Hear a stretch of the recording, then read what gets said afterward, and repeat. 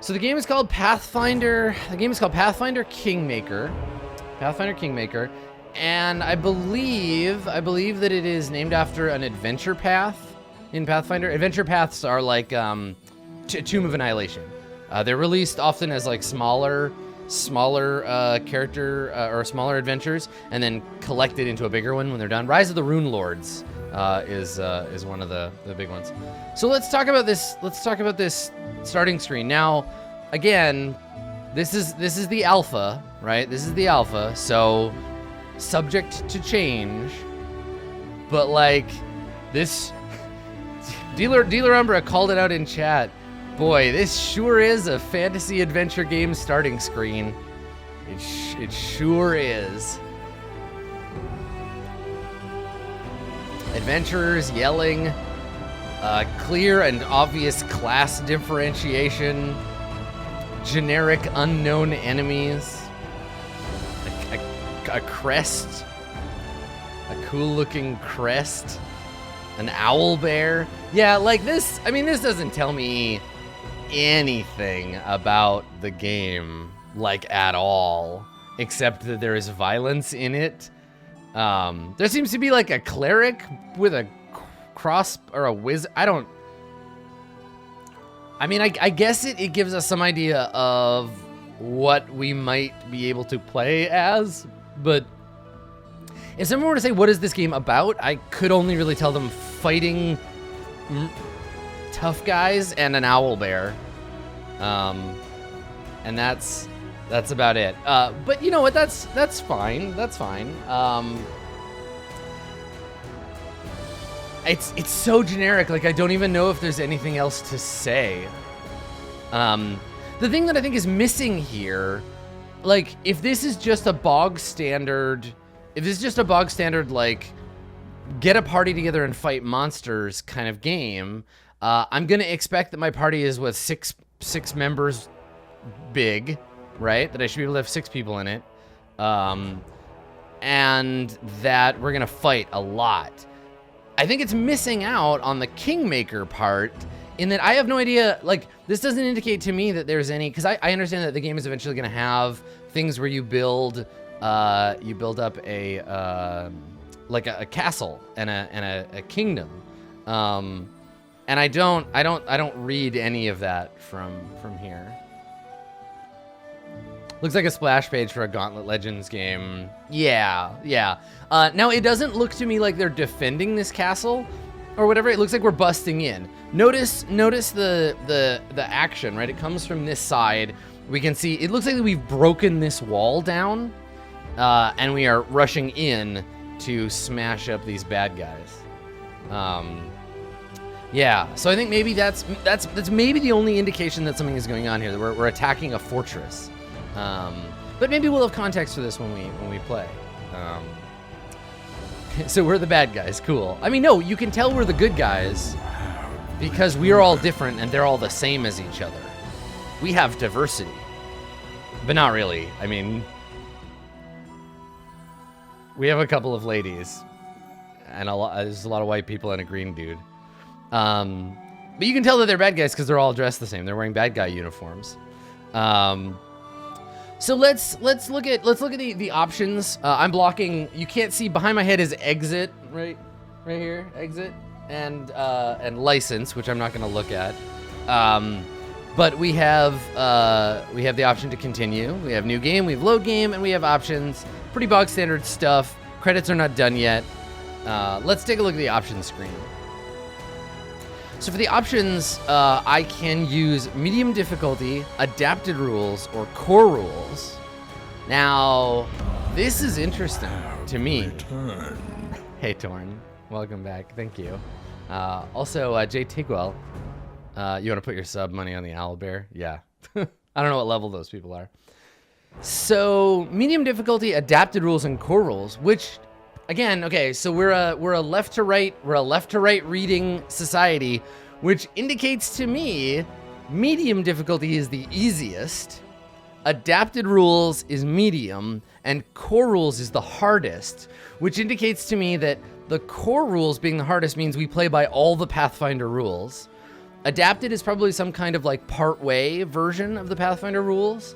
And then medium difficulty, I think, is probably just like only computer type stuff, right? Like, I'm super curious about what these difficulties mean. Grizzlefluff, welcome back. Right, tall, grande, and venti. But yeah, again, the UI will, I'm sure, have additional information about these. But when I came in, medium difficulty was highlighted. This is the default. So the funny thing is, it may be the default instead of the easiest, but if it gets harder as we move along, then this is easy. Even though it's called medium, it's not in the middle, which is strange. And there's a bunch of other options that I don't really know what they do, so I'm gonna ignore them. And then I think the rest is just standard graphics, sound, and then controls. Live switch difficulty as we go. That's interesting. Okay, look. Select characters. There's 6 of them. Hey, Felicity. Welcome. So, yeah, I was right. The title screen did tell me something about the game. That's interesting. So 1 to 6, right? There's my characters. And then we have some dialogue choice, and these are all alpha selections. If I click on medium difficulty, does it switch to easy? No, like, clicking just highlights them. Okay, all right. Magic Chance at 100. They have their own separate slider. So nothing too interesting or exciting there. Yeah, and this is our title screen. If someone were to show this to me without like a big, and I think this is true of any licensed game, a big part of the draw is this is a Pathfinder game. You recognize the Kingmaker name. This is the focus of this screen, really. The rest could be just about anything. Now, what's interesting to me, and I'm gonna look up the name of the artist. His name is Wayne Reynolds. I feel like for this to really feel like a Pathfinder game, this needs to be a piece of Wayne Reynolds' art. Like it has to be. Because to me at least, and I admittedly I'm not like a huge Pathfinder fan, but his art to me screams Pathfinder. And so having a screen that isn't him immediately separates me from that. And also, how many of these characters are the archetypal characters from Pathfinder? Like, I recognize her. I recognize this midriff barbarian. Hey, Githgon, thank you. Yeah, so I recognize her. I don't recognize anybody else. Yeah. There's at least 2. There's somebody else in here. Okay, so again, reinforcing, I feel like this is playing a game. It's like playing a game based on a comic book that I've only read like 1 character from. Okay, so many of them are, but I only recognize this character, which is interesting because none of these guys jump out as being the MC of the game, right? Only this guy, because he's in the middle and he's got a little more space from the others, but I don't think that's the case. So I wonder if this is who their target audience is. If it's mainly Pathfinder fans, is Paizo licensing this game or creating this game to pull in new fans of the RPG? And I guess we'll see how closely connected those are. And our first real indication is the difficulty. Now, before we play the game, I will take a second to talk about the music, which is basically just every fantasy game title screen music of all time. Right? Little fluty, little bit of that brass in there, some thump drums, and it's nothing special. It's not jumping out to me. They could have changed it for another track and I wouldn't have noticed. Yeah, RuneScape sounding, kind of war marches. Yeah, which is fine. Like, it establishes a kind of game. There's a reason they all sound the same. It's an intentional choice. But it doesn't, yeah, I mean, it doesn't say anything to like, hey, this is its own thing. So let's see what our options are. Let's pop open a new game of Pathfinder Kingmaker, Alpha 0.1.4. So for this version, I'm gonna get to choose a character, rather than making one. That'll come later. So I can be human cleric. Hail. Human cleric with knife and tiny portal. This guy doesn't look like any kind of cleric I know. Human fighter, who is the obvious choice. Look at her with her little bucklerino there and her. Or this nerd. Wizard Anduin. Yeah. Welcome to the map. Stochasm 42. Hello. We're gonna go with human fighter, because look at her. She's a cool lady. We're gonna pick her first.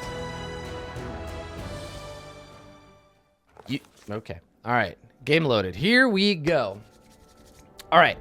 I got knocked on my ass by that dick. High lessons.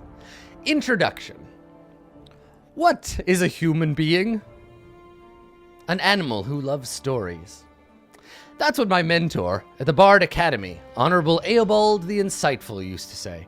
Our world is made not of rivers and mountains, forests and cities, but of countless stories. That's why the work of bards is so important, for we find, keep, and tell those stories. Truth be told, I never got an actual bard graduate degree, just because I wrote a limerick about the king. But never mind, being a bard is not about the degree, it's a high calling. A real bard's place is not within school walls, but out there, wherever the living history is being made. To prove that, I've started the book, which you, oh my reader, are holding in your hands. Here, I'll record the most amazing story the whole of Golarion has ever heard. Golarion is where this is set. My name is Lindsay. Fantasy Lindsay. It's like a regular name, but you spell it funny. I'll add some fancy nickname later. I can't tell if that's an alpha note or if it's an in-character.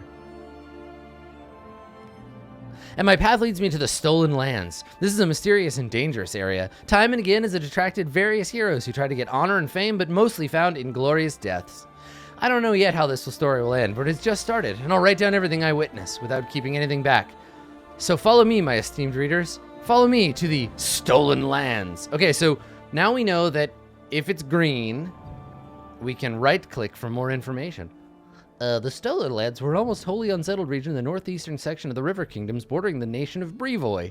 This large swath of land along the northeastern border has served as a buffer between Brevoy and the River Kingdoms. Malachor V was their traditional leader. Traditionally the haunt of bandits and monstrous humanoids and owlbears like the ones from the beginning of the game are regarded as stolen by all nations along its border, even though none have ever been able to keep these realms under their control for long.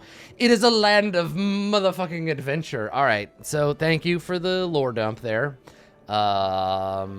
Lindsay, continue. Chapter 2, Troll Trouble. Thus, after dozens of failed expeditions, a true hero, a player character, if you will, finally arrived. The one who managed to bring law and order to the Stolen Lands. Having disposed of the bandit scum who used to keep the region under their thumb, she received a baroness title as a reward and became the land's sovereign ruler. Did she live happily ever after? You wish! The development of the Stolen Lands was only starting, for most of these territories were swamps, wastes, and wilderness, infected with monsters of all kinds. The first thing that threatened the young barony were nasty trolls, eager to feast on human flesh. There we go. All right, so we're already the baroness in this. You have returned. Hey, Marcian. All right, so we're speaking to Keston Garrus, who's this knight guy. Your Grace, Keston looks troubled. I fear there's another matter that needs your attention. A settlement needs our help. There have been reports, many reports, from our settlements across the Gnarl Marches. Gnarl. I love the Gnarl Marches. All right, let's learn about them. The Gnarl Marches spread across the lowlands of the region and feature craggy hills, lazy streams, deep ravines, a great variety of trees, including oak, beech, and rush leaf.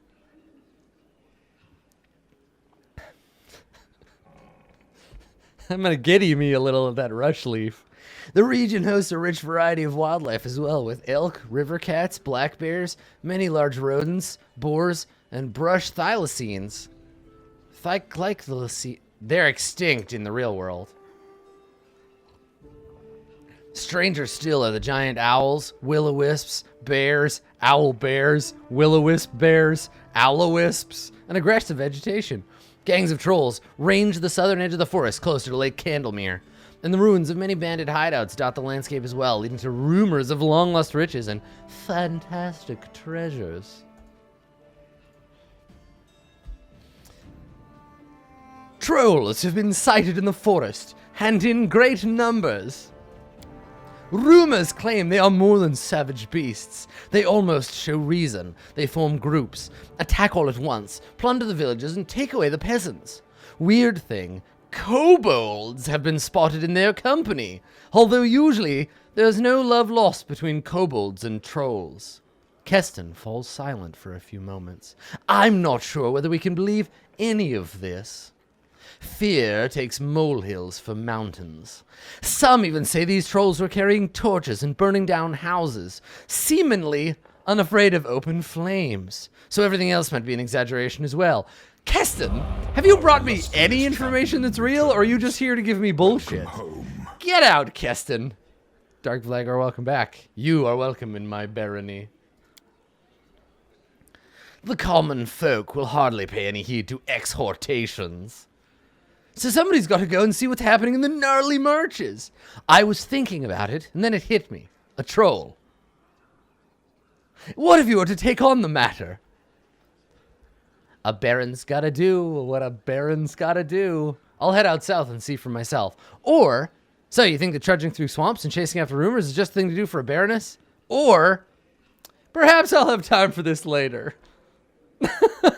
I like that. Like, nah, take your adventure somewhere else. Can't we hire people? Can we just get out of here, Garrus? All right, Baron's got to do what a Baron's got to do. Perhaps I'll have time for this later, Garrus. But milady, thou must. Thank you, your grace. Once you decide to go there, don't forget a troll can only be killed with fire or acid. Alignment shifted toward lawful neutral. Oh, I see what's happening here. I fucking see.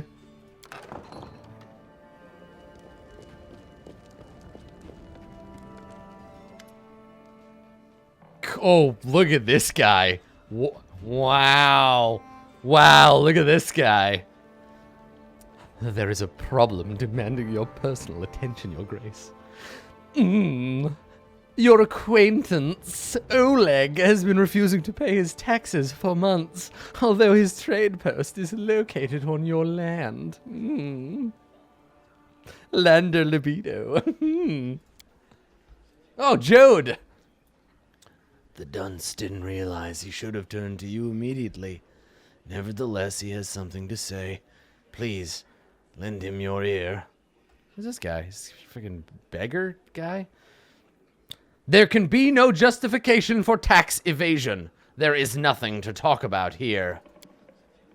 I am afraid this matter may be more complicated than you expect. Oleg, explain yourself. Oleg grimaces, trying his best not to spit on the floor. Since the moment you founded this barony, your grace, I became your subject. And Aldori of Restov's subject. I don't know who Aldori of Restov is, but I guess we're going to find out.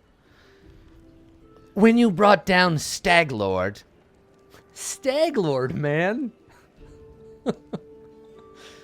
It seemed my troubles were over. I like that Oleg looks like an anime protagonist who's having a hard time. It seemed my troubles were over, but no.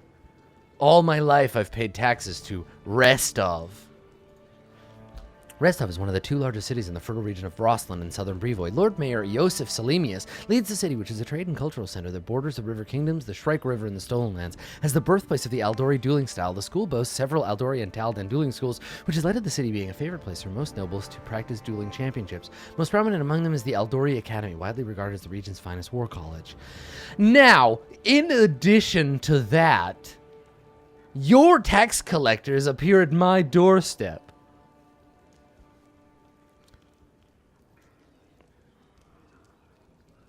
Keston, send guards to Oleg's trading post, take what's rightfully due, then guard our new subject and is good from Restov's claims. Yeah, fuck Restov. Darth Baroness. No, wait, I'm the Baroness from G.I. Joe. Here, this is better. Let me just I gotta fix this real quick. Let me just go ahead and here, we'll just do one of these. We'll go like this. And then we'll do this guy. We're doing a little bit of hacking here. All right, so there we go. Baroness, we're just gonna put you, there we go, that's better. There we go. Bring me Cobra Commander. Ugh. There we are. All right, get out of here, Baroness. Okay. Upon hearing your decision, Jode sighs silently. How do you sigh silently? And studies Oleg with a worried expression. You can hear Oleg's teeth clench, his hands balled into fists. While angry before, his face has turned red with fury, but he holds his tongue. A harsh decision. Still, it is the right one. A good ruler is supposed to rule, not faff about. Hey, Jode. Don't make it bode. Stefano Mosconi. Oh, I see. This is the stand-in for, like, we don't have a portrait for them yet. Okay. Stefano Mosconi. The man before you reeks of vanity. His black hair is curled, styled, and generously waxed from the hair atop his head down to the points of his mustache. His cheeks and forehead are powdered white, giving him a pallid look. He wears a red cap about his head. His hand casually rests on the gold hilt of his rapier. As he approaches you, the man smiles a mean, sly smile when he's clearly prepared in advance. It's a me, Stefano. The ruler of the barony. He just got Russian all of a sudden. Ha! The ruler of the barony. I'm flattered by your attention. Sir Stefano Mosconi from Pytax. Long a haven for thieves and smugglers, Pytax is a hub for trade in the River Kingdoms. It aspires to be a center of culture and higher learning as well, but cannot escape its more unsavory origins. Threats and plots from the other lands, as well as from within the borders of Pytax itself, have the potential to tear the small kingdom apart. Greedy adventurers eye the rich land in its northern frontier and picture themselves as rulers of their own kingdom, collecting taxes that only the kingdom so desperately needs for itself. Only the actions of Pytax's shrewd leader, Lord Iravetti, have managed to stave off this downward spiral into ruin, at least for the moment. At your service. The man gives a derisive bow. What news of Pytax, Stefano? Life is splendid in Pytax, all thanks to the efforts of my king and sovereign Castruccio Iravetti. In fact, we are thinking of making a cake tax as well, and perhaps an ice cream tax. Our city prospers. Sir Stefano grins, staring unabashedly into your eyes, in stark contrast to your crumbling hamlet. I'd watch your tone, or I'll send you back to Pytax in a box. Several boxes. Now we have come to insults. Hardly a surprise. Sir Stefano lets out a long sigh and taps his rapier. You're not worth the glove it would take to challenge you. Besides, you simply run off and try to hawk it. It's easily worth twice your throne room. 10,000 years dungeon! Sir Stefano stares at you and snorts. You know, the initial goal of my visit here was to take measure of your so-called barony. I wanted to know what you could offer to Pytax, long a haven for thieves and smugglers. Pytax is a hub for trade in the River Kingdoms, etc., etc. You know what I've learned? There is nothing. There is absolutely nothing you can offer, says Sir Stefano, not giving you time to respond. Militarily weak, culturally weak, economically weak. You ought to pray to all the gods that my king Iravetti doesn't declare war on you. Or, on the other hand, you could pray that he does so and conquers this mess of a barony. These lands could definitely use a proper king. Go back to Pytax, jackass. No matter how weak my barony is, it does not give you the right to talk to me in this tone. Indeed, what was I thinking? Was it ever worth it to talk to someone who barely understands the words of an educated and noble person's uttering? I know everything I wish to know and bid you farewell.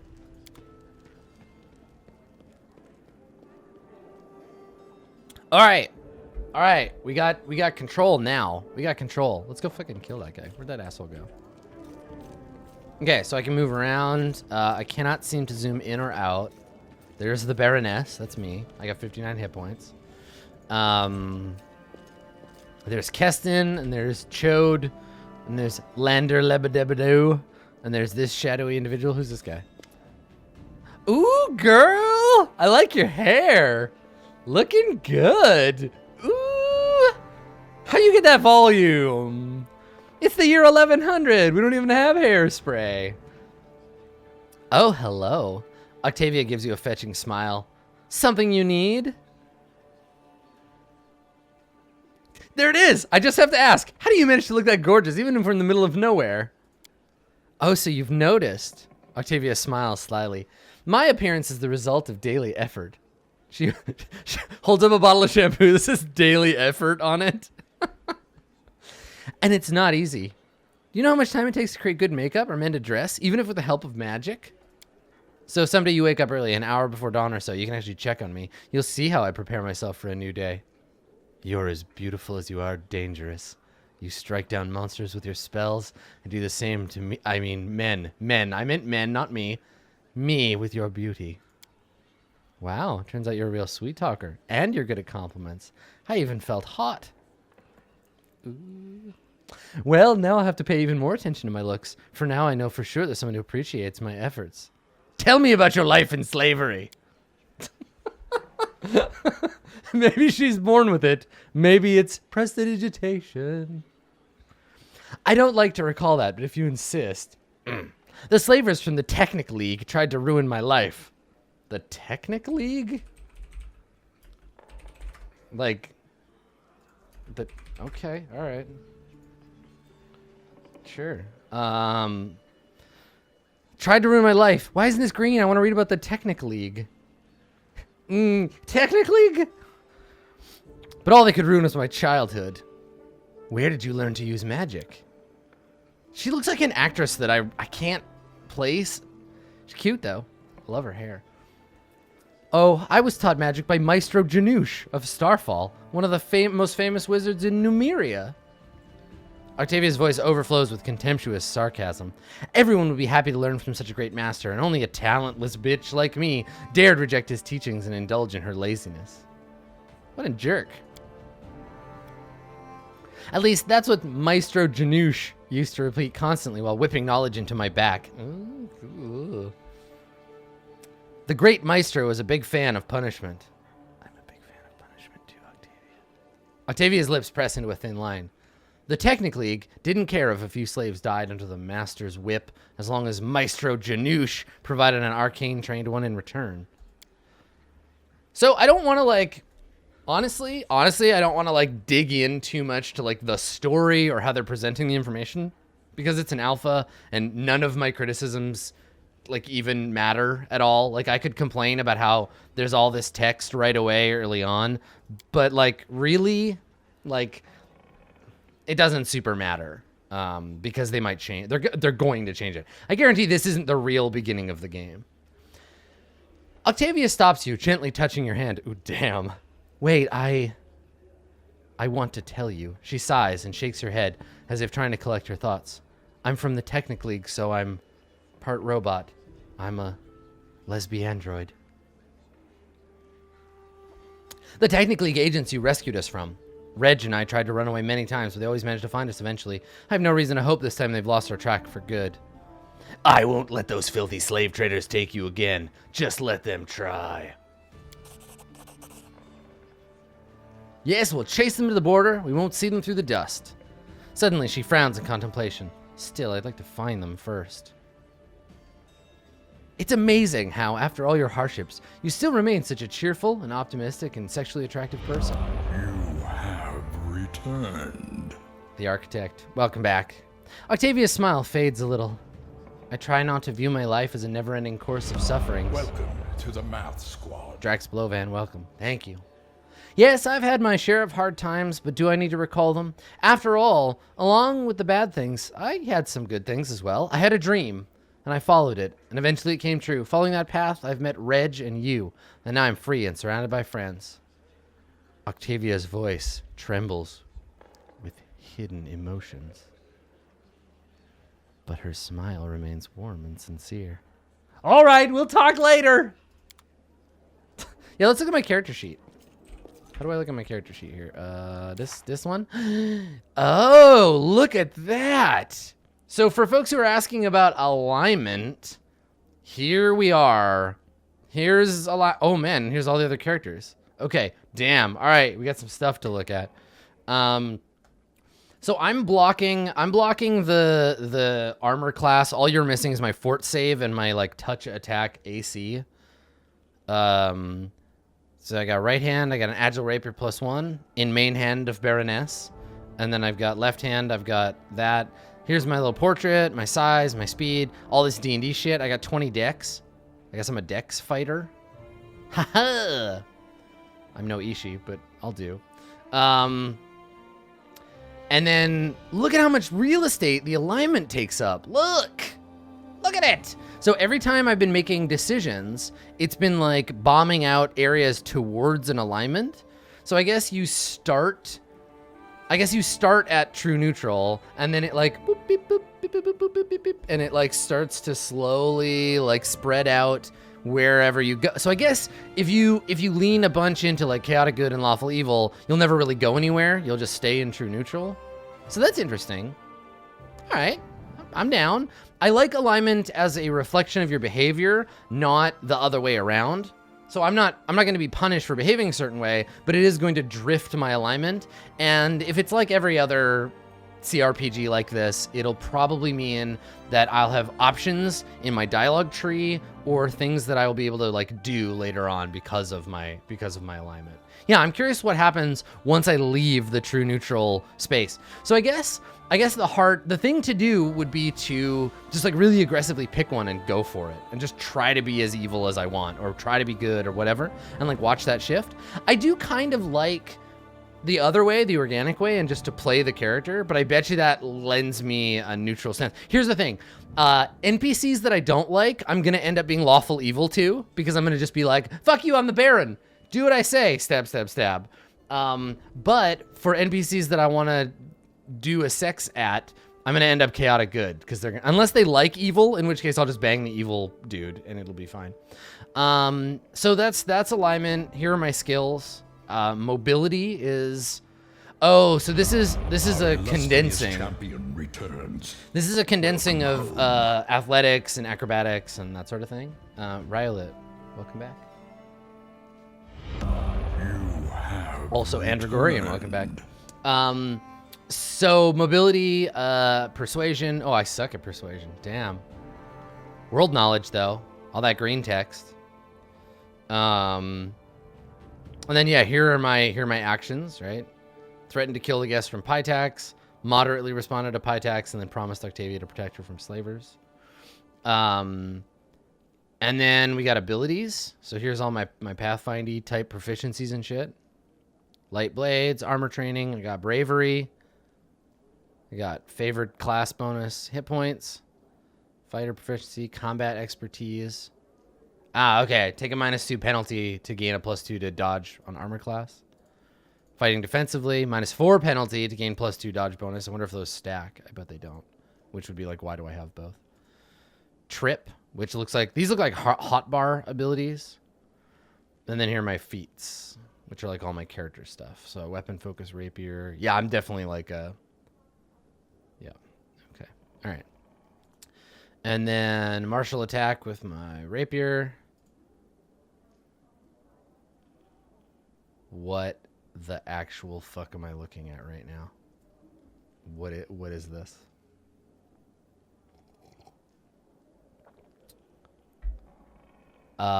Okay. So this is my level. This is feats that I gain as I level up. So at level 7, I will gain a feat. Okay, interesting. Yeah. Okay.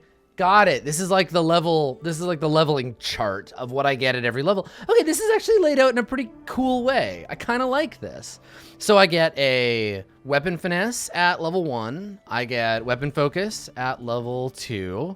I get a weapon specialization at 4. At 6, I would gain a bonus combat feat. And then every level I get fighter class bonus hit points. right? All the way through. And then every few levels, I get bravery. Bravery gets better. Okay, I dig it. I like how this is laid out. That's nice. Yeah, okay.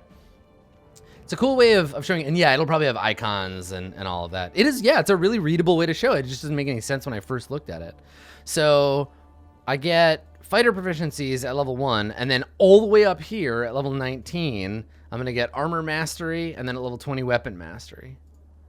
Neat. Okay, so that lays it out in a way that makes sense. And then here's my biography. Oh, interesting. Biography of all the shit that I've done so far. And then this cool picture of me being a badass lady.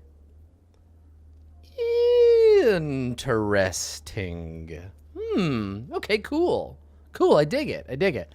All right, so what else is in the group here? We got Amiri, the unstoppable warrior.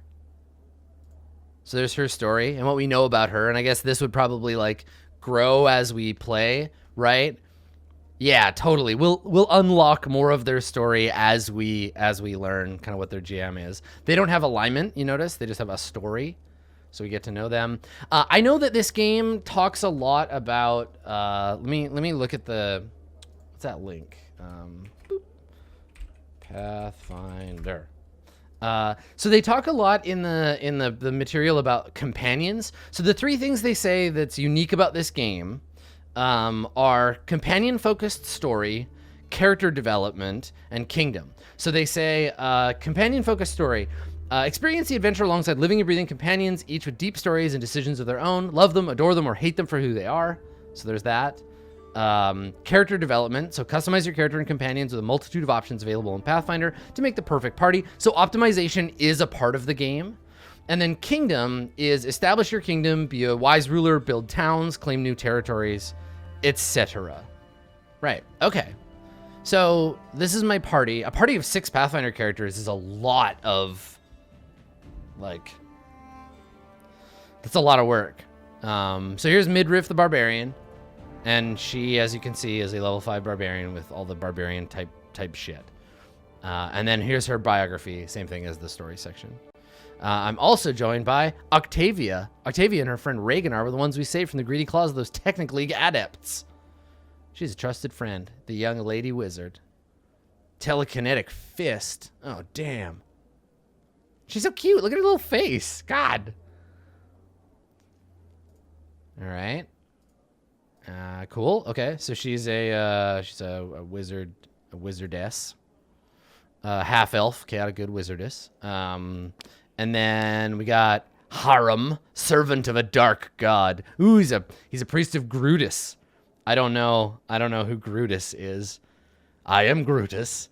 And he is a give up your hopes and embrace the inevitable end. That's the kind of speeches Harem's companions have to endure every single day. Oh, same though. Same.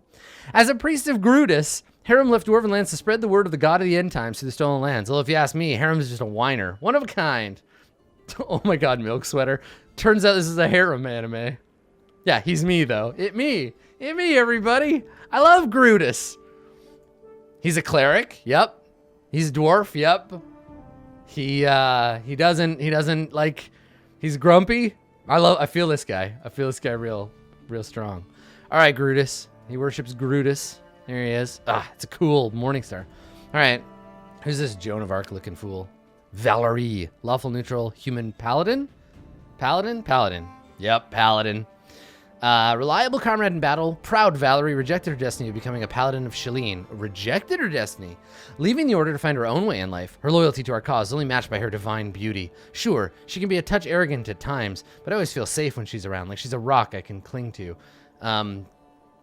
Game devs, please don't feel it necessary to call out every female character for being attractive or not. You don't have to do that. Like, draw her beautiful if you want to. Have people in the game occasionally respond to it, but you really don't have to call it out all the time. Okay, so what is she? What class is she? She's a fighter. Okay, so she's not actually a paladin. She was gonna be a paladin, but then like rip being a paladin and became a fighter instead. Yeah, she does look really cool. Like the art is awesome. You don't have to tell me that she's cool and beautiful. I could look at the art and decide that myself. This seems like an unsafe way to hold a sword, but whatever. She's not in the middle of a fight, so it's all good. And then speaking of beautiful Raceland? Tristian. Pillar of support. Serenray's loyal servant, Tristian, arrived to the barony with an uneasy task at hand. Is this guy another cleric? To learn why curses of all kinds appear to flourish in the stolen lands. While the answer is still uncertain, the merciful and sympathetic cleric helps his companions with his prayers, spells, and guidance. Yeah, he's a cleric as well. Okay. This is the guy with the crossbow and the thing, the little like totem that he was wonking around. Yeah, there he is. He's a handsome guy. All right, so we got 2 fighters, a barbarian. I wonder how many total companions there's going to be in the game. Because if there's 6 in your party and you want to create multiple, yeah, there's that orc boy we saw and the halfling, right? If you want to create multiple playthrough capability, you're going to want the characters to be like quite a lot of them and quite a lot of option to do different playthroughs. Like if you do an evil one with an evil party or yeah. The half-elf is multi-class, is she? Oh yeah, Rogue 1, Wizard 3, Arcane Trickster. So Arcane Trickster is a prestige class. Ooh, Octavia, further cementing yourself as one of the better characters in the party. Yeah, nobody else is multi-class. Girl. Our illustrious champion returns. Welcome home. Hey, Ori. Yeah, so they do have prestige classes, so that's cool. All right, well, let's... Oh, look, we can see their models. So there's Octavia. There's her equipment. She can't wear that. Here, put on this dumb stag helmet. Yeah, you look cool, Octavia. Take that off. Here, put on this. Now you look like Threndwheel. Nope, you don't. That model does not match that icon. Our illustrious champion returns. Hey, Sally on Welcome Echo. home. So yeah, this is Octavia. That's her. Oh, this is our shared stash. Camping supplies, half plate, a couple of torches, silly hat, a different silly hat. Saranir, welcome to the squad. Thank you. And a regular old rapier. There's midriff. Oh, she's looking way less midriffy. Yeah, there you go. See, even with no armor on, they didn't make her midriff the barbarian. She does have her iconic sword though, so that's cool. She's got some potions. Our illustrious champion What's up, Mink? returns. So there's me. Home. All right, cool. I don't really look like my art, but that's okay. It's fine. Can I wear this? What do I look like with this half plate on? Ooh, I look fancy, but that's not the kind of fighter I am. Got kind of like a Frankish like look, that like gown of chainmail. You have returned. Die Steigenhelm. It's not quite a top knot. It's if you turn it, you can see it's actually a ponytail that comes straight up and then goes down. Okay, all right, cool. Got some potions on my belt. I wonder if those change if I take them away. Oh man, they do. My inner paper doll. Look at. Okay, watch. Look. So see, I have 3 potions on my belt, which was the style at the time, and I take them off. Ha! That's cool. It actually shows them. Ooh, little details. Digging it. All right, that's pretty cool. All right, yeah, and she's got her little utility potions. And then look at Grumbo here. Look at him with his beard and his smushing mace. Welcome home. Hey, Aunt Kelly, thank you. Cool. All right. Plate mail. And then here's Joan of Arc. What the fuck? That's a fucking huge... She's literally carrying a door around. I love it. See, most characters have bend bars, lift gates, open doors. She has bend bars, lift gates, carry doors. Equip a door. All right, cool. Here, maybe you get this helmet. Yes! And then this guy. All right, Raceland. Headband of inspired crayfish. And then if I... Oh, yeah, look, and it goes on my belt. Now I have 2 rapiers. Oh, that's freaking awesome. That's so cool. So into it. She's from Dorne. Oh my god, get out of here. All right, cool. So there's our friends. There's our team. Our team of friends. Our friend of teams. Here, let's give this guy the stag hat. Oh, it takes away his beard. That's not very good. How about you? You want that? There you go. There you go, Barbarian. All right. Good. Good. Fantastic. I'm excited about this. Let's go find and kill some trolls. Keston, where did you see those trolls were? Before you is a heavy-set man. He doesn't look that heavy-set. Before he was a heavy-set man with grim, determined features. His weathered face is crossed by several scars, yet they do nothing to mar his appearance. Tell me he's hot. Just say it. Tell me he's hot. His gaze is heavy. But he avoids eye contact, as if afraid of unwittingly sharing that which weighs down on him. How may I serve you, your grace? Keston nods at you, pauses a moment, then bows awkwardly.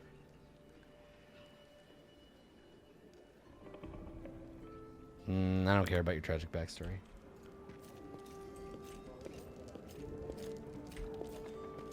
Keston, I need you to install an exercise program in the barony. We must help those heavy-set gays lose some weight. Starting with you, Chode. A dark-haired, stooping man stands before you. He's in his 40s, but at the first glance, you could easily mistake him for 60 years old. You could easily mistake him for a 60 years old. Like a 10 years old? Okay. All because of the innumerable wrinkles crisscrossing his tired face. He squints weak-sightedly at the light and moves his lips silently as if talking to someone invisible. Having noticed you, he smiles a welcoming smile. How may I be of service? Let me start again. How may I be of service, your grace? Hey, tell me about yourself, Chode. My story? Why not? You deserve to know it more than anyone else. I am a priest of Eristil, and Galt is my homeland. Oh, he's Jode Galt. Galt is a nation of freethinkers and radicals renowned for their brilliant poets, artists, and philosophers whose ideas shaped the politics of the whole of Avestan. The whole of Ativan. Galt was once a vassal nation of Cheliax. Chev Cheliax? After the death of Eredin, the rise of House Thrun in Cheliax, the people of Galt decided to throw off their foreign rulers along with their own nobles who colluded with them. The executions did not end the bloodshed, and within 5 years, the severed heads of the ministers of the first government rolled down the steps of the guillotine. In the 40 years since, over a dozen governments have ruled Galt, rising and falling like waves of a stormy sea. You can imagine what it's like following the teachings of the stag god in a realm torn apart with discord and strife. Rebellion and suspicions are the pillars of Galt, a nation of freethinkers and radicals renowned for brilliant poets, artists, and philosophers whose ideas shape the nation of the whole of Avestan. Galt was once a vassal nation of... Led by Eristil, I tried to guide my flock to embrace tranquility and balance, guard them from hasty decisions until I fell from grace myself. Foolish, foolish old Chode, stupid Chode, naughty Chode. This misdeed has darkened my life and my service. In search of calmness of soul and redemption, I broke out in-road travel.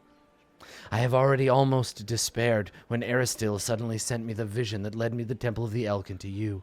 I saw that I've been forgiven, and now can serve the stag god once more. Thank you for the story. We'll speak more later. Farewell, Chode. Yeah, let's talk to this guy one more time.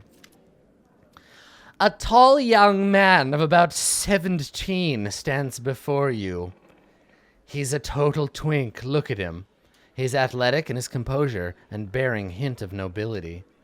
A faint smile curves his lips, but his gaze remains cold and inspecting. All right, so we got a heavy gaze and a cold and inspecting gaze. They're a couple. Lander Lebeda. When you approach, Lander stops studying his fingernails and smiles broadly, revealing the shining whiteness of his teeth.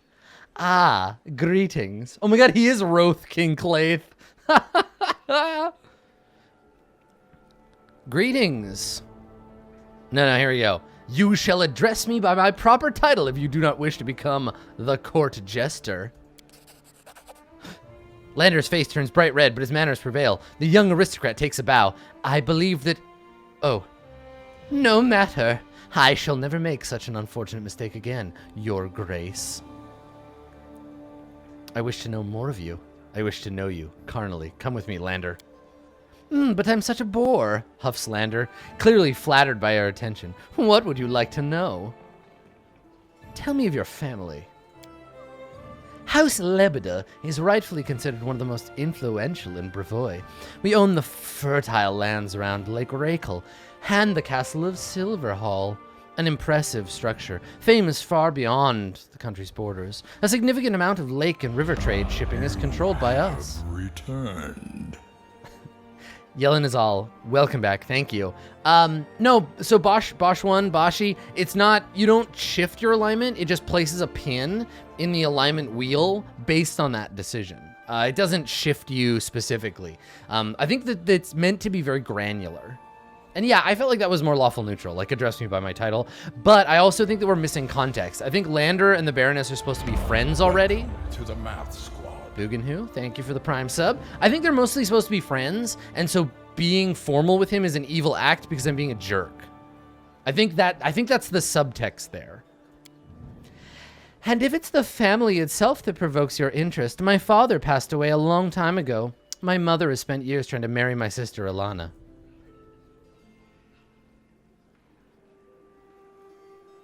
Is that legal where you're from, or? Oh, there's more to that. To our beloved King Noleski Sertova. As for me, the family remembers that I exist on the rare, or not so rare, occasion when I cause trouble to everyone. Lander smiles disarmingly. What do you value most in people? Decisiveness. Lander answers swiftly, but then adds, well, sensible decisiveness, that is. I have no taste for those who sit and mumble all day when there's time to act, just as for those who rush in without any consideration or planning. I'm fickle that way. Judging by your story, no one is truly close to you. Having close ones is a luxury that some people cannot afford. Lander cringes and carries on after a while. I once became close to a man I considered a mentor and a friend, as I later found out he had been using me to acquire information about the caravans sent by my house and delivered into the local bandits' hands. I've learned much from that story. Thus, I will watch your entourage with a keen eye. Nobody untrustworthy or suspicious will slip through. You can trust me onto that. Let's get back to this conversation later. Why not? Great. All right. As much as I want to stay here and fucking flirt with Olivia all day. Oh, here we go. Harem. Harem pulls his beard, muttering something that could be either prayers or curses. Having noticed you, he winces. Eh, what? Ah, it's you, Baroness. I'd like to talk more about your god, Grutus. You want to learn about... Apparently he's Macho Man Randy Savage now. You want to learn about Grutus? Harem seems surprised and pleased at the same time. Yes, of course. I'll answer anything you ask. Grutus is the cream of the crop. I don't know how that happened, but we're going to go with it. What are Grutus's teachings about, in a nutshell? Grutus is the end of everything that exists, Harem smiles. He's obviously been waiting for this question. Look around, Baroness. Ooh, what do you see? Look again and realize everything will be destroyed.